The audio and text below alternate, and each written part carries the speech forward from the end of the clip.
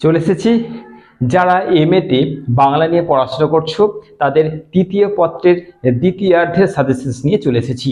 তোমরা দেখতে পাচ্ছ যে তোমাদের পর পর কিন্তু স্টেপ বাই স্টেপ আমি আপলোড করছি, এবং আমি এটাও লক্ষ্য করছি যে যারা এমএ পড়াশোনা করছো তারা কিছুটা করে ভরসা করে করে এই প্ল্যাটফর্মটার ভিডিওগুলোকে দেখছো। কতটা তোমরা শেয়ার করছো, কতটা তোমরা সাবস্ক্রাইব করে রেখেছো যাতে তোমাদের কাছে পরপর স্টেপ বাই স্টেপ ভিডিওগুলো যায়, সেটা আমি জানি না। এবং আমি কোনোদিন সাবস্ক্রাইব শেয়ার করতেও বলি না, কোনো আমার ভিডিওতে তোমরা দেখতে পাবে না। আমি জানি যে তোমাদের যদি তোমরা তোমাদের পছন্দের মতন জিনিস পেয়ে গেলে তো তোমরা নিজেরাই শেয়ার সাবস্ক্রাইব করবে, সেটা আমাকে বলতে হচ্ছে না। কিন্তু আমি একটা কথা বলতে চাইছি, যেহেতু তোমাদের সামনেই পরীক্ষা, মানে একদম সামনেই চলে এসেছি, এই মুহূর্তে কিন্তু বসে থাকবে না। এই মুহূর্তে এই প্রশ্নগুলোকে যত পারো শেয়ার করো, এই মুহূর্তে অন্তত বলবোই যত পারো শেয়ার করো, কারণ পরীক্ষা তোমাদের সামনেই চলে এসছে। শেয়ার না করলে ভিডিওগুলো এমন টাইমে এমন মানে মানে কি বলবো স্টুডেন্টসদের কাছে পৌঁছাবে যাদের আর কিছু করার থাকবে না। ঠিক আছে, বহু স্টুডেন্টস জানে যে ইউটিউবে কোনোদিন এমএর সাজেশনস পাওয়া যায় না, তো সেখানে আপলোড হচ্ছে। কতটা তারা ইউটিউবে সার্চ করে এটা আমি জানি না, সার্চ করবে বা কি করে, তারা জানে যে আপলোড হয় না, তার জন্যেই বলছে এটা শেয়ার করো।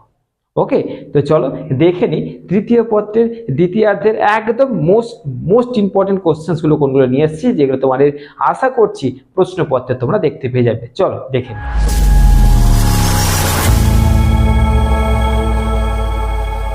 তো তোমরা দেখে নিয়েছো যে তোমাদের মাত্র 8টা কোশ্চেন্স দিয়েছি, মাত্র 8টা প্রশ্ন।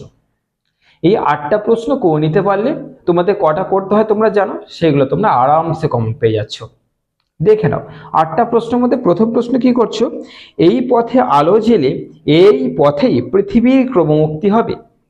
কোন পথে আলো জ্বেলে কবি পৃথিবীর ক্রমমুক্তির কথা বলেছেন সুচেতনা কবিতা অবলম্বনে তা আলোচনা করো। অর্থাৎ এই লাইনটা হচ্ছে সুচেতনা যে কবিতা আছে তার সেই কবিতার একটা কিন্তু লাইন তুলে দিয়েছে। 2 নম্বর কি, মোহিতলাল মজুমদারকে অনেকেই দুঃখের কবি বলেন, কবিতা অবলম্বনে ব্যাখ্যা করো। আর একটা প্রশ্ন মোহিতলালের রয়েছে যে স্মরগরল মোহিতলালের ঋতু পরিবর্তনের কাব্য, কবিতাটি অবলম্বনে মোহিতলালের কবি মানসের পরিবর্তিত যে স্বরূপ সেটি আলোচনা করো। ওকে, এরপরে দেখো তোমাদের 3 নম্বর, মোহিতলালের কাব্য মনন সমৃদ্ধ হলেও জনপ্রিয় নয়, কারণগুলি আলোচনা করো। অর্থাৎ তার কাব্যটা সমৃদ্ধ হলে মানুষ তেমন ভালোবাসে আর কি, তার কারণগুলি কি কি।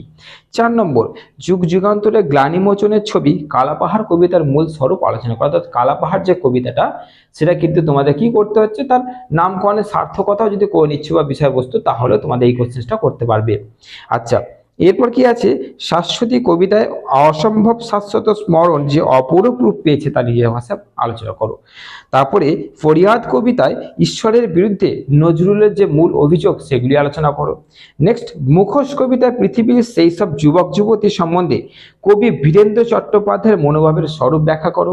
এবং লাস্ট 8 নম্বর প্রশ্ন কি থাকছে, নারীস্ত্রত্ব কবিতা অবলম্বনে নারী ভাবনা আর মানস বৈশিষ্ট্যে প্রকৃতি ও স্বতন্ত্র আলোচনা করো। মোহিতলাল মানে এই জিনিসটা কি হচ্ছে যে নারীস্ত্রত্ব কবিতায় অবলম্বনে নারী ভাবনা আর মানস বৈশিষ্ট্য, এই যে দুটো জিনিস রয়েছে আর কি, এইটা আলোচনা করতে হবে তোমাদের। তো মাত্র কটা কোশ্চেন দিলাম, 8টা প্রশ্ন দিলাম। এই কটা প্রশ্ন করে নিলে তোমাদের এর বাইরে কিছু পাচ্ছ না, এর মধ্যে তোমাদের চলে আসবে। ইমেল সাজেশনস করা অত সহজ নয়, সাজেশনসগুলো দেখো, পরীক্ষা দাও, বুঝতে পারবে তোমাদের কতটা কি লাভ হচ্ছে, কতটা কি তোমাদের উপকার হলো। ওকে, বেশি আর কথা বাড়াচ্ছি না, এই মুহূর্তে এই কোশ্চেনগুলো করা শুরু করে দাও। জানি বেশি সময় নাই, আমিও বেশি সময় নেব না, হয়েই গেল বলতে গেলে, আর মাত্র 4র্থ পত্র বাকি আছে, তাহলে তোমাদের সাজেশনস আপলোড কমপ্লিট হয়ে যাবে। চলো, আর হ্যাঁ অবশ্যই শেয়ার করো।